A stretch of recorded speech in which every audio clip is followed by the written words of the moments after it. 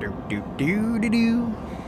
Do do do do do do do do do do. Do do do do do do do do do do. Yes, it does snow in Southern California. Yep. Gotta stop for lunch.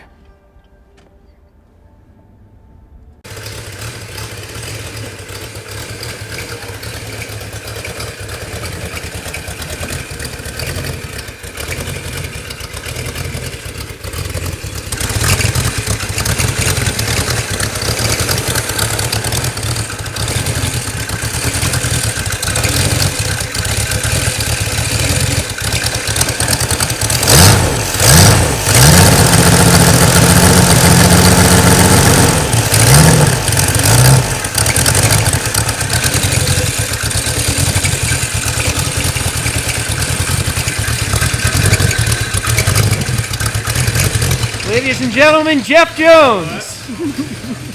Now, what's this right here? Is this? Oh, it's a sheet metal shear. Okay, I thought for a second it was like a crank straightening table. I will never in my life own any crank equipment. Most people don't. You know, I have a guy I do business with, machine shop downtown. He's 82. He does all my line boards. I told him, I said, when you're going to retire before you die, you can just sell me this machine and teach me how to use it. And he laughs, but because he's really good at fixing fucked up line boards. But yeah, I'm working on that. Yeah, I got pop a valve cover off of this. But yeah, this is my 51 Ford that I blew up. Oh, you already put it back together, though. It's back together. The twisted up, pushed around again. Really? How'd you do that? I know what's wrong with it. I know what's wrong with it. It's not. I put a Chevy valve in the head, and it's longer. That's one of the ones that came out of it. Oops. And that's a stock Cadillac pushrod, and it's got a small ball end. It's binding the ball and it's been to the pushrod. Okay. Sell it. You can. Well, I think I want to get about this much. You sell it, and I'll give you the rest. The starter was bad. Where did you get the starter? You don't. That's a problem, right? Found one rebuilt in the garage.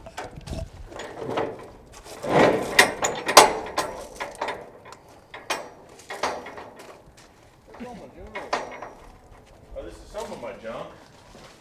I took my driver's test in this car. I bought it from the original owner. Really? Yeah, I was 15 years old when I got that car. Oh, dude, you got a Vega. Yeah. Has it got a small block in it? Of course I did. That's what you do with it. I was walking through the wrecking yard, and I saw this on a forklift. Really? Yep. And I went up to the wrecking, 99, and I went to our yard office. I said, hey, there's a car out there, I want to buy the whole car. And so was a big car or a little car? It says a little car, so it was $400 plus tax. I paid $436 and some change for it. It looked just like this.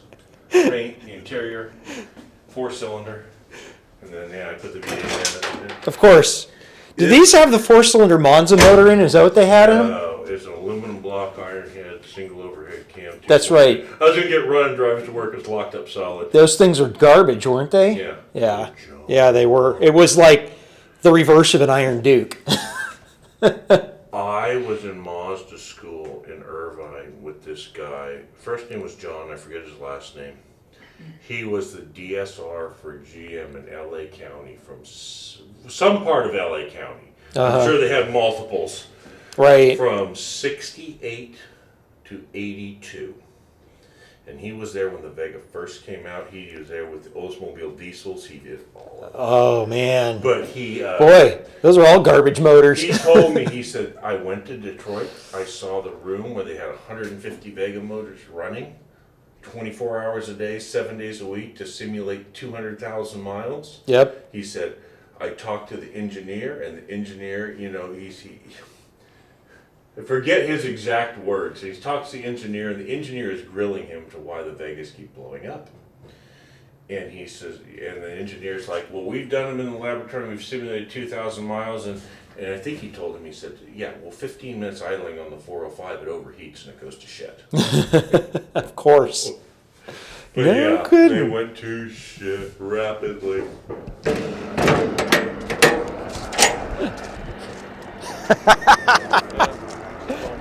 Jeff Jones. Yep. Oh, nice. There's your that's Corvair over there. That is actually it's a 2-carb carb. It's not with the rusted. And then the turbo cars back here, not laser. Oh, you get them. Oh, there's another Corvair. Yeah. Does anybody you know that's never had one only have one? That's a good point. And then there's one day I need to fix one day. You gonna put the 4-cylinder back in it? God no. I don't know what to put in it. I put a flathead V8 in it. I don't know. I'm not sure. Gonna do something with it. Cool, It's man. just here. This is cool. I love these. Oh, I do too. When I tell you I gotta go look for something and put my hand on it, this is usually where I do that at. You know, and this is why I have to. I'll give you something while you're here. Didn't you say you needed a power steering pulley? Yes, actually. This is the one off my car. It's AA. I forget what AA is. AA is technically not 66 power steering, but I will tell you it works perfectly. I forget. It's in better shape than mine is. Somebody tried to take mine off. Somebody tried to take mine off without the puller. There's nothing Holy wrong shit. with that pulley. Yeah. I forget why I took it off, but I didn't take it off because there was a problem with it. I think I took it off because I got it pumped with a different one. I might have the right one on my car. I see a lot of flatheads. I see a 200 head. Yeah, there's about 4 or 5 more 200 heads at my parents' house. And there's a couple, 3 or 4 on that, 3, 4, 5 on that shelf. And then you got your Core row. Yep, and then there's more by the fence.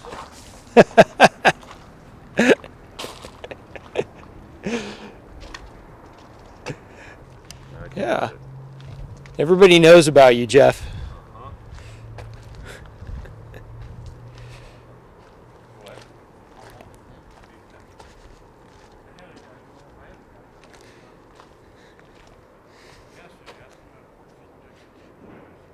That's a Model A motor on the ground.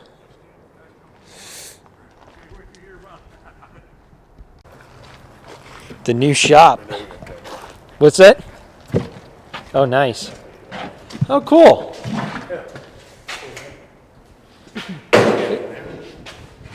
It came out nice, dude. It did. I'll run a couple months. Oh yeah, put a small pull out, make the steering softer. I forgot what I did. I think that might be the one that's on mine. I'm not sure. I don't remember. I want to say that's a 67 8 6-cylinder pulley. And this is technically not a 66 6-cylinder power steering pulley, but it works. I Right. got it on this car, it worked just, I forget, you can look it up on Mustang Tech, whatever, AA. Okay, so we got it here back at the shop. Popped the valve cover off. That is was just a temporary valve cover. Just checking out the rocker arms here that Jeff had to make up. Looking good. So we're going to pop the valve cover on here. This is an Argentinian valve cover. Ford Racing. It's pretty neat. It's a 2-piece. Here's the second, or the bottom half. So that gets bolted on. It came with the hardware. It's in a bag here. So it uses a standard gasket. They give you one with it. Nice thick one too. So we'll put that on there. Bolt this up, and then I'm going to have to make a gasket for the top. They didn't give me one, but I've got cork gasket material to make that up. All right. Got this squared away. I had to clean this up here. It wasn't touching, but it was a little close for my comfort, and if for some reason this should shift and the spring retainer were to hit, we'd lose the keeper. Game over. So we don't want that. This one was a little bit better, but I still cleaned it up a little bit. So we've got a good margin there. Cleaned up the studs, the area around the studs, because that was hitting. So you can see where I did that. So this is bolted down now. It's nice and settled. We'll make the cork gasket for this, put the valve cover on it, and that'll wrap that up. I got the other fitting for this. We'll put the studs in for the throttle body. We're going to cap off these water ports. That's to heat the manifold. That's if you have a carburetor. Those are not vacuum ports. So we just need to plug those just to keep it neat and clean. And that's about it. It's going to be pretty much ready to drop in. So let's get that situated. There. That didn't come out too bad, did it? Not bad for a quick manual gasket job. I got to trim this corner real quick. I just used the valve cover to use the valve cover as a template. Worked perfectly. This is why you don't let shards of metal get inside of your chargers, because it landed, of course, right on the transistor for the output on my Milwaukee charger for the air for my electric ratchet. So that sucks. Anyways, I don't remember where we left off, but we're going to wrap this one up. I'm going to just go over the last few things I buttoned up here and a couple of details on the VI heads and the classic inlines heads before we move on to the next phase, which will be dropping this in, and I'll explain what we're going to do with that in a minute. So, I fit the throttle body to it. It doesn't have the gasket on it right now. I just want to see how this is all going to fit up, and it's looking pretty good. Taking some measurements. I'll probably finish polishing this out with some aluminum polish. I just did kind of a quickie on it. So we'll finish polishing that out. We're not going to put any sensors or anything like that in it, because that's the easiest way to break those off is by leaving them on there when you drop it in, because ultimately you bang it on something, that's it. I went ahead and I had more ARP exhaust studs. I have a lot of stuff laying around, so I went ahead and put studs in it. You guys maybe you can hear it raining too. It has not stopped raining in California. We've had an inch of rain in the last 4 hours. It's pretty crazy. Anyways, got those studs installed. We'll clean this up a little bit. That's from Jeff's exhaust manifold that leaked a little bit. No big deal. We will install the header while it's still on the stand. So we're going to pull the motor out of the car, and I'll take the header, I'll install it, install the motor with the header on it. It makes it a little bit harder to put the starter on, but I'd rather do that than try and fight getting the header and everything in there with the exhaust in the car. With the dual pipes, it's harder. I think I mentioned before, I'll put my aluminum housing on here. My balancer will go on. I'll take this one off. Jeff just put this on there as a test balancer. Manifold stays on it. Obviously, I'll have this all off when we drop it. There's no need to have this in the way. PCV. I kind of played with what I was going to do here. This is a 12-12 O-ring AN right here. So there's standard AN, that's flare AN like this, and there's O-ring, which has an O-ring. This is an O-ring AN fitting right here. This is one here as well. This is -12. Radium Engineering, who I've used some of their stuff before. They make some really cool shit. They make a -10 O-ring ARB or ORB, -10 ORB. Boy, let's get that straight. And we'll install that. This is just a reducing bushing. That's all this is. And then it's a -6. I'll do a -6, and I'll actually use some stainless steel braid, which will kind of look nice going into the. We're going to do it right here. The manifold air temperature MAT will go here. You want it in the runner down the line. You actually don't want it in over here. It's not a great place for it. So we'll put that here. Brake booster will go here. So anyways, it's shaping up. Let me think of what else. Jeff did give me some new mounts. I think that these were probably just in the bucket of stuff. There was a box of stuff I never even saw that came with this whole thing. I gave Jeff the Autolite 4100 because I don't need it. So that's all buttoned up. Now, we'll talk about serial numbers real quick. I had originally said I thought this was serial number 25. I wasn't sure if they put that in the casting or not. There was a 25 in here, and that was incorrect. The way these are, they're stamped on the back. That's how Vintage Inlines did it. I believe the classic inlines heads were the same. Did a little bit of research on this. Talked to Matt this morning as well, Matt Cox at Vintage Inlines, and got a little bit of detail just to shed some light on what the story is with these things. So Matt said that he made 75 of these heads. I believe he didn't say how many cores he had. He just said he has some more cores. I'm assuming maybe he had 100 of them made. They were cast here in LA at Buddy Bar. I think I mentioned that before. And so he said that he has a few left, but obviously his new operation is all being done in Michigan. So this is serial number 11, as you saw. Okay. I know Paul Stiegel, I believe he's got serial number 2. And I believe Colin Donahue has serial number 56. Those are the ones that I know about. I do know that Gus Garcia has one. His is the last Classic Inlines, and he got that the day after Mike died. So the guy that started Classic Inlines passed away, and Gus jumped on it and bought one of them off the website before they shut it down. Basically, the last order. I believe his is serial number... well, hold on a second. Let me find that for you. Gus has serial number 98. And I was wrong. Paul Stiegel has serial number 5, not 2 or whatever it is that I said. So, yeah, he's got 98. Now, that's a different serial number from the run that Matt did. I didn't realize this. Mike only built apparently somewhere between 180 and 200 Classic Inlines heads. And according to my sources... it sounds like Mike never even made the money back off of it for the tooling costs. So he didn't live long enough to make the money off of them. So anyways, there's some interesting history that I'm hearing about how the tooling, who has the tooling, if Matt actually has the tooling, if it's at Buddy Bar. There's some interesting stories floating around, but I won't speak too much about that. So at any rate, so we do know that there was about 75 of these that he sold, that Matt sold. And we do know that there were somewhere between 180 and 200 that Mike sold. So anyways, I did talk to Matt, and Matt said that he's hoping to get the production running again on these. But I'm very fortunate to have this one. And I'm really happy that we did this build. So the last thing I'll talk about is install.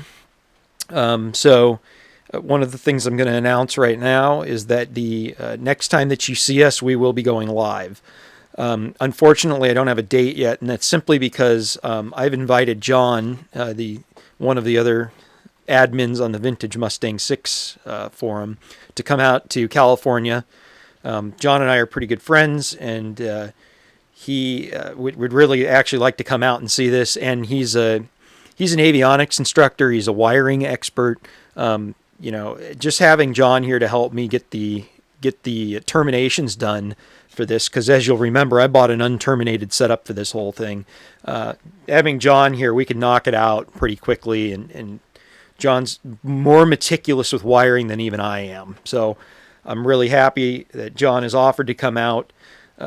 So we're just trying to firm up a date. Our schedules are kind of crazy with both of us work quite a bit. So... once we firm that up, I will be announcing that. I'll do a community post when that will be. And it's going to be a raw live stream. So I'm pretty much going to park the car in the middle of the garage, and we're going to set up a couple of cameras, and we're just going to go for it. I could totally do this myself. It's just a lot more fun when you got a buddy to hang out with, a buddy or two. I think Dan Frankel's going to come down too.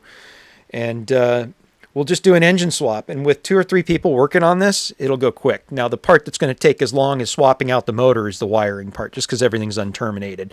I got a pretty good plan for everything. I know that everything's going to line up. This is the map sensor right here. This is a converter to go to a standard GM map sensor Metropack connector. So I got things planned out pretty good. But it'll be kind of fun to do it that way if we live stream it. I think you can see what happens in real time. Nothing will get edited out. Not that I don't ever edit anything out anyways, because I want you guys to see my mistakes.